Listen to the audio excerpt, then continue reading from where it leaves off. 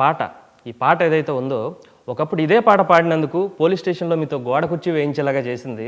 తర్వాత ఇదే పాటని శాసనసభ ముందు పాడితే జైల్లో పెట్టేలాగా చేసింది. ఇప్పుడు అదే పాట శాసనసభ దాకా చేరి అక్కడ మారుమోగుతుంది. ఈ సక్సెస్ఫుల్ స్టోరీని మాకు తెలుసుకోవాలండి సార్. ఈ సక్సెస్ఫుల్ స్టోరీని ముందుగా మీ చైల్డ్హుడ్ నుంచి స్టార్ట్ చేద్దాము. మీ పుట్టింది పెరిగింది ఎక్కడ? ముఖ్యంగా అంటే మాది ఒకప్పటి మెదక్ జిల్లా, ఇప్పుడు సిద్దిపేట జిల్లా, సిద్దిపేట మండలం, రావురుక్ల గ్రామం. నా ప్రైమరీ విద్యతో పాటు నా బాల్యం అంతా కూడా మా రావురుక్ల అనే గ్రామంలోనే గడిచిపోయింది. తర్వాత వచ్చేసి నేను 10th క్లాస్ వరకు నేను సిద్దిపేటలో చదువుకున్నాను. దుబ్బాక, అక్కడ నుంచి ఉస్మానియా యూనివర్సిటీ, తెలుగు యూనివర్సిటీ, నేను ఎంఏ బీఈడి చేసినాను, ఎంఫిల్ చేశాను. నా ఇప్పుడు తెలుగు యూనివర్సిటీలో నేను పిహెచ్డి చేస్తున్నా. ఇట్లా కొనసాగుతూ వచ్చింది. ఓకే, ఇప్పుడు మీరు ఆ రావురుట్లలో మీరు పెరిగింది అచ్చమైన తెలంగాణ పల్లె వాతావరణం. ఆ రోజుల్లో అట్మాస్ఫియర్ ఎలా ఉండేది? ఆ పల్లె వాతావరణం కానీ తెలంగాణ పల్లె వాతావరణం ముఖ్యంగా ఎందుకంటే మాది సిద్దిపేటకు ఒక 9 కిలోమీటర్లో ఉన్నటువంటి ఒక మారుమూల గ్రామం. ముఖ్యంగా తెలంగాణ పల్లెల్లో ఎక్కువగా నేను చూసినటువంటి చిన్నప్పటి నుంచే ముఖ్యంగా పల్లెలు అనగానే మనకు అంటే మిగతా పల్లెలకు తెలంగాణ పల్లెలకు కొంచెం తేడా ఉంటుంది. ఇక్కడ తెలంగాణ పల్లెలో నా బాల్య దేశం నాకు ఊహ తెలియనప్పటి నుంచే ఇక్కడ బానిసత్వం ఉంది. ఇక్కడ బాల్యం అంతా కూడా అంటే జీతగాళ్ళు పాలేరుగా గడుస్తున్నటువంటి జీవితం ఉన్నది. ముఖ్యంగా నేను కలవారు అబ్బాయిని కాదు కాబట్టి, నేను ఒక పాలేరు అబ్బాయిగా పుట్టినాను కాబట్టి మొదటి నుంచి కూడా అంటే పనితోనే జీవితము, పనితోనే మమేకము, పని చేస్తూనే పాట, పని చేస్తూనే ఆట, పని చేస్తూనే చదువు, అంటే వీటితో మధ్యలో గడిచింది కాబట్టి మాకు సరదాల కన్నా జీవితాన్ని ఎదుర్కోవడం పెద్ద సమస్యగా గడిచినటువంటి బాల్యం నాది. ఓకే, ఎక్కువ సరదాల కన్నా ఎక్కువ కష్టాలు ఎక్కువ ఫేస్ చేసినట్టు ఉన్నారు. నేను కూడా విన్నాను సార్ ఇంతకుముందు మీరు కొంచెం హార్డ్గా గడిచేదని చెప్పేసి బాల్యంలో. ఏమన్నా అంటే అప్పుడు సిచ్యువేషన్ ఎలా ఉండేది సార్? లైక్ ఫ్యామిలీ సిచ్యువేషన్ అంటే ముఖ్యంగా ఎందుకనంటే మా ఊర్లో అప్పుడప్పుడే అంటే నేను చిన్నపిల్లగాన్ని, మా ఊర్లో కూడా మిగతా గ్రామాల్లాగానే తిరుగుబాటు ఎక్కువగా ఉండేది. పోలీస్ పటేల్ వ్యవస్థ, మాలీస్ పటేల్ వ్యవస్థ, దొరల వ్యవస్థలు చాలా ముమ్మరంగా సాగుతున్నటువంటి సందర్భం. నేను ఒక 6వ తరగతి 5వ తరగతి తెలియసరికనే మా ఊర్లో నక్సల్బరీ ఉద్యమం చాలా ఊపందుకున్నటువంటి సందర్భాన్ని చూసినాం. ఆ తిరుగుబాటులో నుంచే తిరుగుబాటు పాటనే అంటే చిన్నప్పుడు ఏదో చేన్లల్లా చిలకలల్లా పాడుకున్నటువంటి మామూలు పాటల నుంచి తిరుగుబాటు పాటనే మా జీవితంలో మేము తెలిసి పాట పాడింది తిరుగుబాటు పాటతోనే మా జీవితాలు మొదలైనవి. అలాగే మొదలైంది మీ సంగీత ఇది జానపద ప్రస్థానం. ఓకే, అలాగే మీరు చాలా కష్టాలు కూడా ఫేస్ చేశారు. మీరు స్కూలింగ్ కూడా ఆపేయాల్సి వచ్చింది ఒకనొక దశలో అని చెప్పి కూడా విన్నాము. ఒక జీతానికి కూడా ఉన్నారని చెప్పేసి ఆ ఇన్సిడెంట్స్ ఏమన్నా ఎలా గడిచాయి అప్పుడు? నేను చెప్తున్నాను కదా, మామూలుగా మనంతా కూడా మామూలు ఒక దొర ఇంట్లోనో పటేల్ ఇంట్లోనో పల్లెరుగా గడుపుతున్నటువంటి జీవితంలో మాకు తెలియకుండా కూడానే మేము కూడా ఆ పనిలో భాగమైనటువంటి జీవితం. కానీ తిరిగి ఒకానొక క్రమంలో నేను 5వ తరగతి చదువుకున్న తర్వాత అసలు నేను మామూలు ఎడ్యుకేషన్ బంద్ చేశాను. అసలు స్కూల్ బాడీ మార్పించి నేను ఎడ్లకాడ జీతగానిగా ఉన్నాను. ఒక 2 ఇయర్స్ తర్వాత మళ్ళీ ఒకసారి నన్ను తీసుకొని పోయి నన్ను హాస్టల్ వేసిన తర్వాత మళ్ళీ డైరెక్ట్ 5th నుంచి డైరెక్ట్ 7th క్లాస్లోకి వెళ్ళిన తర్వాత 7th నుంచి నేను పిహెచ్డి వరకు కంటిన్యూగా చదువుకున్నాను. మధ్యలో నేను బీఈడి చేసి ఒక 20 సంవత్సరాలు నేను ఉపాధ్యాయుని కూడా పనిచేశాను. అట్లా మళ్ళీ ఒకసారి బ్రేక్ నుంచి మళ్ళీ ఇట్లా వచ్చిందంటే ఇక్కడ దాకా వచ్చాను కాకుండా. తర్వాత అమ్మగారిని అప్పుడు మీరు బండి మీద ఎక్కించుకొని అదేదో చిన్న బండి ఉంటే ఊరంతా తిప్పి అదో మీరు ఒక సరదాగా ఉండేది, చాలా ప్రౌడ్గా ఫీల్ అయ్యారని. చాలా గర్వంగా ఫీల్ అయ్యేది నేను. ఎందుకనంటే అసలు చదువు అనేది మా గ్రామంలో మొట్టమొదటి ఒక డిగ్రీ పూర్తి చేసినటువంటి వారిని నేను, మొదటి గ్రాడ్యుయేషన్ నేను. అట్లాగే మొదటిసారిగా మొత్తం మా కులం నుంచి మా జాతి నుంచి మొట్టమొదటిసారిగా ఉద్యోగాన్ని పొందిన వారిని కూడా నేనే. నాకు చిన్నప్పటి నుంచి కూడా చాలా ఒకటి ఉండేది. ఎందుకంటే నేను ప్రతిరోజు స్కూల్కి వెళ్ళిన ప్రతిసారి కూడా ప్రతిరోజు మా సార్ గోడ కూర్చేయించేది, కొట్టేది, చేతులు దాపించేది, కొట్టేది. ఎందుకంటే ప్రతిరోజు కూడా మేము లేట్గా పోయేది స్కూల్కు. లేట్ అంటే అమ్మటాలకు ఎందుకు లేటు అనేది దానికి కారణం ఉండేది. పొద్దున్న లేసే మా అమ్మ మామూలుగా మా ఊర్లో ఉన్నటువంటి ఒక బండి నరసింహ పటేల్ ఉండే, ఆ పటేల్ ఇంట్లో పనిచేసేది. మాకు లేవకముందు ఆమె వెళ్ళి వాళ్ళ ఇంట్లో వాకిలు ఊడిచి చల్లి అన్నీ చేసుకొని అమ్మటాలకు మా ఇంటికి వచ్చేది. 10 గంటలకు అట్లా వచ్చేది. ఇక నీకు అమ్మటాలు అంటే కొద్దిగా అనుకోరు, నీకు అమ్మటాలకి ఇంటికి వచ్చేది. అట్లా తను వచ్చిన తర్వాత అప్పుడు పొయ్యి ముట్టించేసి మాకు వంట చేసి పెట్టి తిని స్కూల్కి వెళ్ళేసరికి ప్రతిరోజు కూడా మినిమం 11-12 అయ్యేది. ఇంటర్వెల్ గంట అయ్యేది మేము స్కూల్కి వెళ్ళేసరికి. అట్లా ప్రతిరోజు కూడా దెబ్బలు తినేది.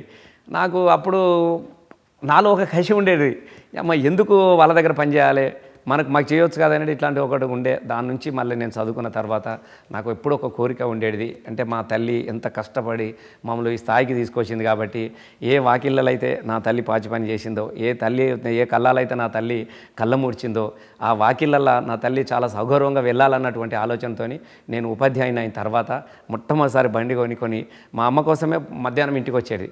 మధ్యాహ్నం అంతా ఊరంతా తిప్పేద్దామని బండి ఎక్కించుకోవచ్చు. అసలు నాకు ఒక చాలా గర్వంగా ఉండేది. అంటే ఏ వాకిళ్ళలో అయితే నా వాకిలు ఉడిచిందో ఆ వాకిళ్ళల్లో బండెక్కి దింపాలనేది నాకు ఒక పెద్ద కోరికగా ఉండేది. అట్లా దాని కోరికగా సాధించుకొని అట్లా మా అవ్వకు ఆ విధంగా నన్ను కొంత రుణం తీసుకున్నాను ఆయన. సార్ మీ సక్సెస్ చూడగలిగారా అమ్మగారు? అంటే నేను ఒక మంచి గాయకునిగా ఉన్నప్పుడు నేను టీచర్ అయిన తర్వాత ఒక 5 years వరకు మా అమ్మ ఉంది. అంటే నేను చిన్నప్పటి నుంచే బాగా పాటలు పాడేది. ముఖ్యంగా ఎందుకనంటే నాకు ఇవాళ తెలంగాణ ముఖ్యమంత్రి గారు కేసీఆర్ గారు, నేను చిన్న పిల్లగాని, నేను 8th క్లాస్లో ఉన్నప్పుడు నేను ఆయనకు మొదటిసారి నేను పాట పాడిన. అంటే నేను చాలా చిన్న పిల్లగాని. అప్పటి నుంచి ప్రస్థానం తెలంగాణ రాష్ట్రం వచ్చే వరకు కూడా నేటి వరకు కూడా నేను ఆయనతోనే అనుబంధంగా ఉన్నాను. ఆయనకు అన్ని పాటలు కూడా నేనే పాడినాను. వారి ఎలక్షన్లో క్యాంపెయిన్ కావచ్చు, లేకుంటే వాళ్ళ సభల్లో ఉండొచ్చు. నేను ఇంటర్మీడియట్, 10th, డిగ్రీ తెలంగాణ ఉద్యమంలో కూడా నేనే ముందు ఉండి మళ్ళీ సాంస్కృతిక ఉద్యమాన్ని కూడా నేను నడిపించగలిగాను. అట్లా మొదటి నుంచి కూడా నేను ఎక్కడెక్కడ ప్రోగ్రామ్ చేసినప్పుడు మా అమ్మ కూడా లారీలలో వచ్చేసి జనాలలో కూర్చొని విని సంతోషించేది. అట్లాంటి జీవితానుభవాలు కూడా ఉన్నాయి కొన్ని. అయితే ఇప్పుడు అమ్మగారు అది సక్సెస్ స్టోరీ మీరు చూడగలిగారు. అయితే మీ పాటకి నాంది అమ్మగారే అని చెప్తుంటారు మీరు. చిన్నప్పుడు మీ పాటలు మీ జీవితంలోకి పాట ఎలా ఎంటర్ అయిందంటే అమ్మగారి మూలానే అని చెప్తుంటారు. అది ఎలా? ముఖ్యంగా గ్రామాలలో ఒక రకమైనటువంటి జీవితంతో ప్రారంభమవుతుంది. ఎట్లా అంటే నా కుటుంబం అంతా కూడా పాటల కుటుంబమే. మాకు తెలియకుండానే నాకు డప్పు కొట్టడం వచ్చింది. ఎందుకంటే మా తాత ముత్తాతల నుంచి ఇంట్లో డప్పు అనేది మాకు ఇప్పుడు ఎవరైతే బాగా కలవారిళ్ళల్లో షోకేసుల్లో ఎట్లయితే ఉంటాయో ఇట్లా ఫ్లవర్ వాజులు, బోకేలు ఇవన్నీ ఎట్లా ఉంటాయో అలంకరణకు మా ఇంట్లో మాకు తెలియకుండానే డప్పు ఉంటుంది. ఇట్లనే మా ఇంట్లో సిలక్కొయ్య కూడా ఇప్పుడు నా ఆఫీస్లో ఎట్లయితే డప్పు ఉందో మా ఇంట్లో సిలక్కొయ్య కూడా ఎప్పుడు అట్లా డప్పు ఉండేది. మా తెలియకుండానే మా నాన్న వాళ్ళు కొట్టేది, మేము కూడా చిన్నప్పుడు జల్లెడ పెట్టుకొని నేర్చుకునేది. వాళ్ళు లేనప్పుడు మళ్ళీ డప్పు కొట్ట నేర్చింది. మాకు తెలియకుండానే డప్పు వచ్చేసింది.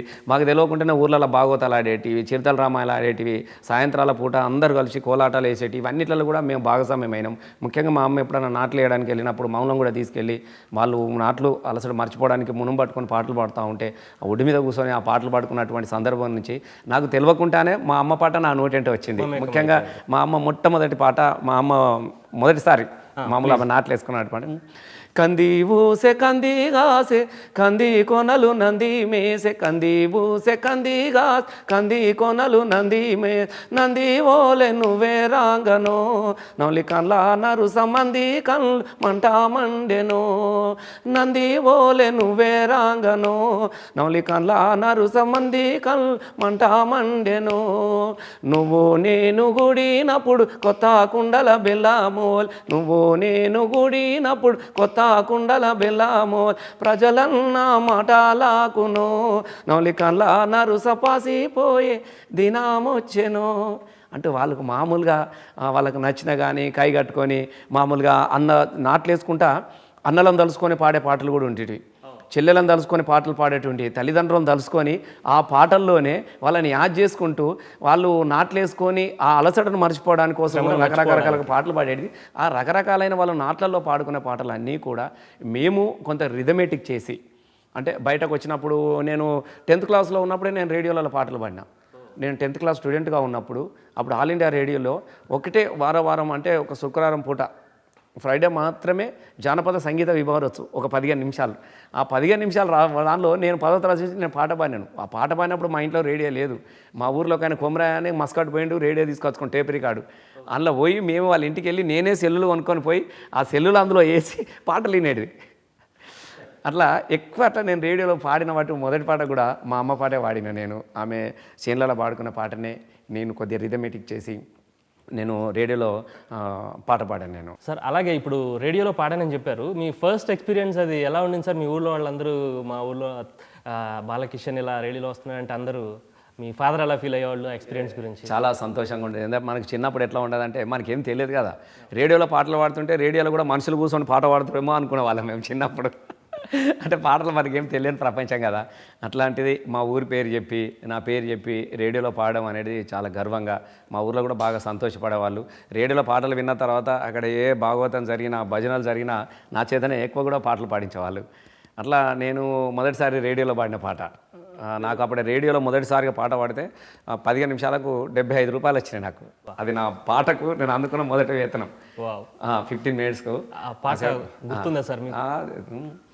సిన్ని సిన్ని దానివే ఓ పిల్ల పజ్జొన్న గోసేదానా, సిన్ని సిన్ని దానివే ఓ పిల్ల పజ్జొన్న గోసేదానా, ఆ కళ్ళు దూపళ్ళు నేను గోరి వచ్చిన కాపి జొన్నలు గాయవే, ఆ కళ్ళు దూపళ్ళు నేను గోరి వచ్చిన కాపి జొన్నలు గాయవే, ఏలు పట్టేవాడివా ఓ పిల్లగా పోలు తిరిగేవాడివా, ఏలు పట్టేవాడివా ఓ పిల్ల పోలు తిరిగేవాడివా, పాలు పెరుగు దాగి పట్టె మంచం మీద పావలించేవాడివా, ఈడు జోడు కలిసేనే ఓ పిల్ల ఉయ్యాలలు పొచ్చెనే, నాకు ఈడు జోడు కలిసేనే ఓ పిల్ల ఉయ్యాలలు పొచ్చెనే, లగ్గం చేసుకుంటా ముద్దుగా చూసుకుంటా చెప్పినట్టు వింటనే అని ఇది నా మొదటి పాట రేడియోలో పాడినప్పుడు.